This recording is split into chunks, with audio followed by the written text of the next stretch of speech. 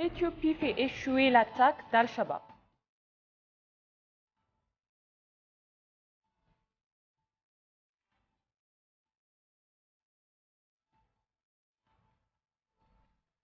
MyCamera a rencontré l'équipe du mécanisme de surveillance, de vérification et de conformité de l'Union africaine à Magalé.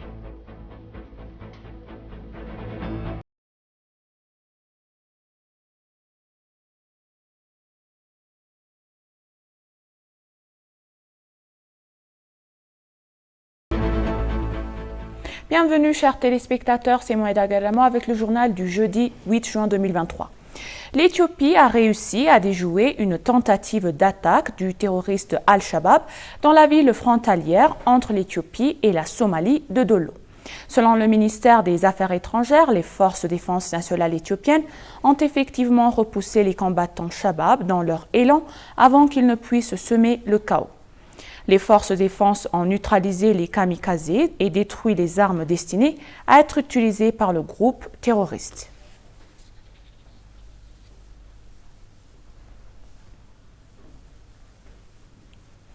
Les membres de caucus des femmes avec le Parlement de 547 sièges sont actuellement au Cap, en Afrique du Sud, pour partager leur expérience avec le Parlement de la République d'Afrique du Sud, selon l'ambassade d'Éthiopie à Pretoria. La délégation éthiopienne dirigée par Lomi Bedo, la vice-présidente et responsable du caucus parlementaire des femmes, vise à tirer les enseignants de la vaste expérience des leaders parlementaires sud-africains, a déclaré l'ambassade. La délégation éthiopienne doit rencontrer le caucus multipatrite des femmes du Parlement sud-africain pour avoir un aperçu de leurs efforts visant à garantir que le Parlement sud-africain s'acquitte de son mandat d'une manière sensible au genre.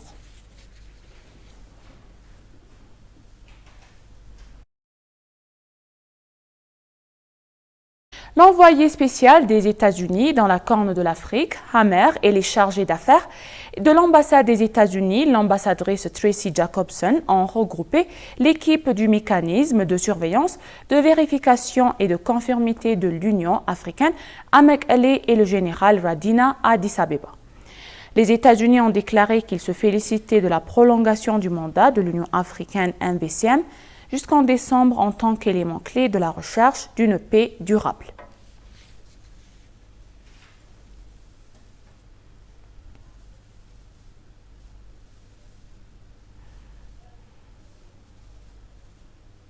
La capitale kazakhe accueille le 8 et 9 juin les très attendus du Forum international Astana sous l'égide du président Kassym-Jomart Tokayev.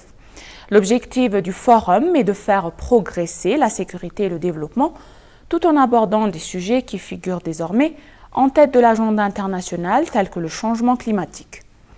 Plus de 1000 personnes assistent à l'événement, dont les PDG des sociétés multinationales, des représentants d'organisations internationales et des hauts fonctionnaires de divers pays du monde, dont l'ancien président éthiopien Mulatu Teshome.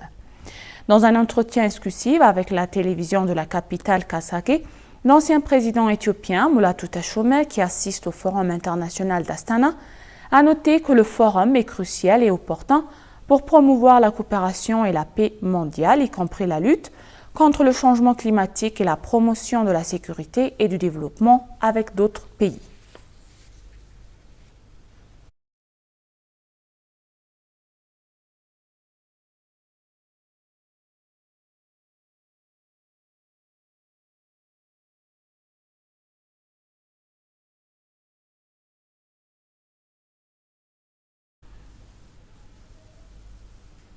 L'IGAD a prévu de tenir son 14e sommet ordinaire des chefs d'État de gouvernement à Djibouti, ville le 12 juin 2023.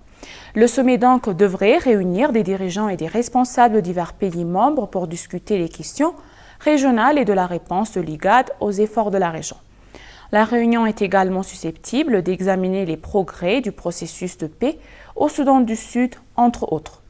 On rappelle que le 13e sommet ordinaire des chefs d'État et du gouvernement de l'IGAD s'est tenu le 29 novembre 2019 à Addis Abeba en Éthiopie sous la présidence du Premier ministre Abiy Ahmed.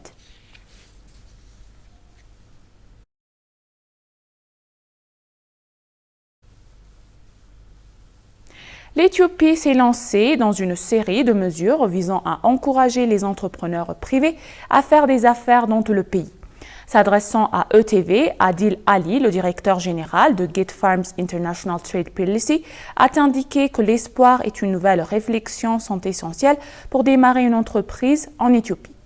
Selon Adil, utiliser les problèmes comme un moyen d'opportunité est essentiel pour démarrer une entreprise en Éthiopie. Il a appelé les nouveaux arrivants à avoir la passion et l'espoir de démarrer des affaires efficaces en Éthiopie.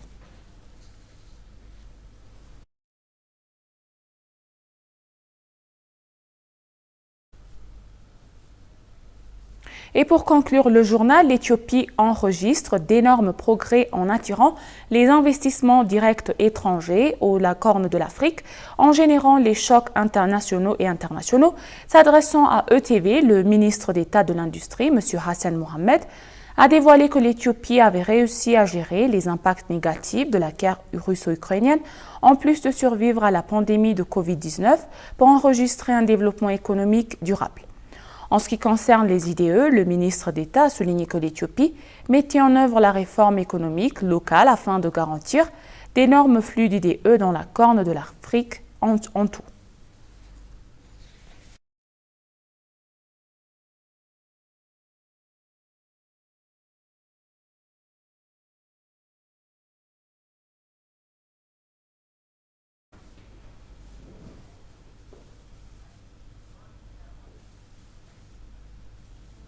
Et maintenant, chers téléspectateurs, je vous rappelle les titres principaux.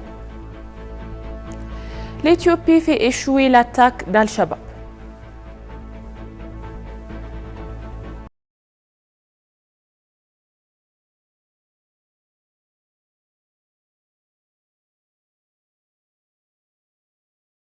L'équipe du mécanisme de surveillance, de vérification et de conformité de l'Union africaine à Mekelle.